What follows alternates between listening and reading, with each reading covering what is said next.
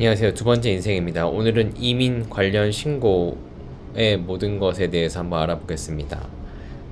음, 뭐, 주재원으로 나오시는 경우도 있고, 그냥 해외 여행 때문에 체류하시는 경우도 있고, 뭐, 다양한 경우가 있으실 텐데, 일단은 이민 관점에서 좀 살펴보도록 할게요. 그리고 이제 각각의 차이가 어떤 게 있는지 좀 확인해 보겠습니다. 가장 먼저 해외 체류 신고라는 걸 먼저 말씀드릴게요. 해외 체류 신고라는 게 사실 생긴 지 얼마 안 돼서 생소하신 분들이 있으실 텐데, 해외 체류 신고는 뭐냐면 90일 이상 해외 체류하는 목적으로 출국하는 경우에 하시는 신고입니다. 그러면 안 해도 되나요? 네, 하는 걸 권장을 하고 있는데, 해외 체류 신고를 해야 되는 이유는 크게 두 가지인 것 같습니다. 첫 번째는 이제 거주지 불명. 예를 들어서 어, 결혼을 하신 한 가구의 세대주가 어, 해외로 나가는 경우에 주소를 어디에도 옮겨놓지 않고 나가게 되면 거주지 불명으로 처리가 될 수 있습니다. 어, 또 이런 사례도 되게 많았고요. 그래서 그 사례를 이제 방지하기 위해서 만든 게 해외 체류 신고입니다. 그러니까 내가 해외 체류하는데 그동안 제 주소지를 이렇게 설정해 주세요 하는 거고요. 그걸 아무데나 설정할 수 있는 건 아니고 해외 체류 신고를 하면 이제 동사무소로 설정이 됩니다. 이제 요즘은 주민센터죠. 그래서 주민센터 주소로 제 그 주민등록법상의 주소가 이제 정리가 됩니다. 그러면 이렇게 하는 이유가 거지 불명 말고 또 뭐가 있냐면 이제 세금 문제가 있습니다. 나는 동사무소 하지 않고 부모님 댁으로 할 거야 라고 하는 경우에 이 부모님 가구와 내 가구가 만약에 둘 다 집을 보유한다고 했을 때 이 두 가구가 한 가구로 합쳐지면서 주택은 두 개가 되는 이런 상황이 발생하게 됩니다. 그러면 나중에 뭐 문제가 되는 경우에 이거를 뭐 법적으로 해결하려고 노력할 수는 있지만 어쨌든 아예 처음부터 문제를 만들지 않기 위해서는 이 해외 체류 신고 제도를 이용하시면 좋습니다. 그러면 결국은 부모님 집으로 제 주소를 옮기지 않아도 세금 문제, 1가구 2주택 문제가 발생하지 않기 때문이죠. 또한 이게 하나 좋은 점은 이 해외 체류 신고를 하게 되는 경우에 이제 지속적으로 이제 분리된 세대로 관리가 가능합니다. 하지만 여기서 주의하셔야 될 점은 우편이나 이런 거는 동사무소 받아주지 않습니다. 그렇기 때문에 뭐 카드사, 은행, 그리고 좀 뭐 중요한 기관들은 주소를 부모님 댁으로 바꿔 놓으시는 걸 추천드립니다. 그래야지 우편물을 받으실 수가 있죠. 해외 체류 신고는 인터넷으로 신청 가능하고요. 특히 정부24에서 가능하고 그 해외 체류 사실 확인 자료 뭐 이제 해외 체류할 수 있는 비자 혹은 내가 언제 나간다는 항공권 이런 것들이 있으면 쉽게 증명할 수 있습니다. 그래서 이렇게 준비하시면 되고요. 재외국민 신고라는 게 있는데 이거는 간단하게 말씀드리면 내가 해외에 어디에 체류하겠다라고 나라에 알리는 겁니다. 근데 이거는 단순히 그 나라에 내가 해외에 나가 있겠다는 것만 알리는 거기 때문에 주민등록법상 재외국민은 아닙니다. 재외국민이 되면 얻는 자격도 많지만 그 기존에 한국에 살 때처럼 이익을 그러니까 한국에 사는 사람처럼 이제 활동할 수 없기 때문에 이 제도 같은 경우에는 아주 간단하게 내가 해외에 어디에 체류하겠다라는 것만 등록하는 신고 제도입니다. 사실 아까 앞에서 말씀드렸던 해외 체류 신고는 기존엔 없었고요. 그렇기 때문에 아마 기존에는 요거 정도 하지 않았을까 생각이 됩니다. 그런데 이제 그런 주소 문제가 발생하니까 해외 체류 신고라는 걸 이제 만들게 된 거죠. 이 재외국민 신고는 내가 명확하게 해외에 나가 있다라는 것을 알려주는 제도고요. 그 이제 주소는 근데 기본 증명서에 등록된 주소로 이제 변경이 됩니다. 그렇기 때문에 이거는 사실은 해외 체류 신고랑은 조금 이제 느낌이 다르죠.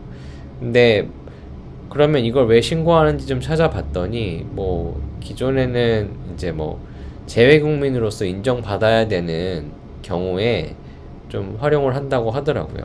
근데 사실상 재외국민 신고를 한다기보다는 그 다음에 말씀드릴 해외 이주 신고를 하면서 실제로 재외국민이 되시는 경우가 훨씬 더 많은 것 같습니다. 아, 네. 그래서 이제 세 번째로 해외 이주 신고인데요. 해외 이주 신고는 이제 원래는 권장이 아니었는데 원래는 필수가 아니었는데 이제는 필수로 하는 제도 중에 하나입니다. 그래서 해외 이주 신고는 특히 영주권을 받으시는 경우에 이제 신고를 하셔야 되고요. 해외 이주 신고를 하고 나면 그 주민등록법으로도 이제 재외국민으로 분류가 됩니다. 그러니까 앞에서 얘기했던 재외국민 신고는 되게 애매한 거죠. 이게 주민등록법상으로는 재외국민은 아니지만 어쨌든 내가 해외에 체류하고 있다는 걸 알리기 위해 신고하는 제도고, 이 해외 이주 신고 같은 경우는 진짜로 내가 재외국민이 될 때 신고하시는 제도가 되겠습니다. 그래서 사실은 차이도 명확합니다. 그 재외국민 신고 같은 경우에는 뭐 국민연금 환급이라든지 뭐 해외 재산 반출, 뭐 양도세 면제 같은 이런 이런 혜택이 적용되지 않습니다. 왜냐하면 단순히 그냥 내가 해외에 나가 있다라는 것을 이제 신고하는 제도이기 때문이죠. 하지만 해외 이주 신고 같은 경우에는 내가 완전히 해외에 나가서 살겠습니다, 이제 재외국민으로서 등록하고 한국보다는 해외에 머물겠습니다 라고 이제 신고를 하는 제도이기 때문에 다음과 같은 혜택을 또 주게 됩니다. 그래서 원래는 국민연금이 이제 60세 넘어가면 받을 수 있는데 이것도 일시금으로 환급받을 수 있고요. 그때 해외 계좌가 있어야 된다고 합니다. 사실 그리고 또한 이 해외 이주 신고는 국민연금에서 이제 그 환급을 받게 되면 그 절차상에서 이제 해외 이주 신고가 있기 때문에 이게 자동으로 또 신청이 된다고 합니다. 그러니까 해외 이주 신고를 따로 하실 필요가 없고 국민연금을 일시불로 수령하실 때 해외 이주 신고를 같이 하셔도 상관은 없습니다. 해외 이주 신고 같은 경우에는 이제 또한 해외 재산 반출이 좀 용이하게 되어 있습니다. 그래서 이주비라는 명목으로 해외에 이제 재산 반출할 때 좀 더 쉽게 하실 수 있고요. 뭐 이제 공시지가나 여러 가지 문제에 따라 좀 다르긴 하겠지만 양도세도 일부 면제가 가능한 혜택을 주고 있습니다. 이건 좀 단점이라고 그러긴 좀 설명드리긴 그렇지만 달라지는 거를 좀 확인해 보면 일단 주민번호가 없어집니다. 해외 이주 신고를 하게 되면 이제 뭐 영주권자라고 해서 한국 시민이 아니진 않지만 기존에 사용하던 주민번호가 말소되고 이제 그 이후에 활용할 때는 또 새로운 번호를 할당한다고 하더라고요. 근데 이제 거기에 또 뭐 활용하기 좀 어렵다는 분들도 있으시더라고요. 저도 아직 그거는 사용 안 해봐서 정확히는 모르겠습니다. 하지만 어쨌든 기존의 주민번호가 없어진다는 게 하나의 다른 점이라고 할 수 있고요. 이제 두 번째로는 건강보험. 건강보험 같은 경우는 이미 법이 지금 진행이 되고 있는데 해외에서 체류하다 한국에 들어갔을 경우에 바로 건강보험을 살릴 수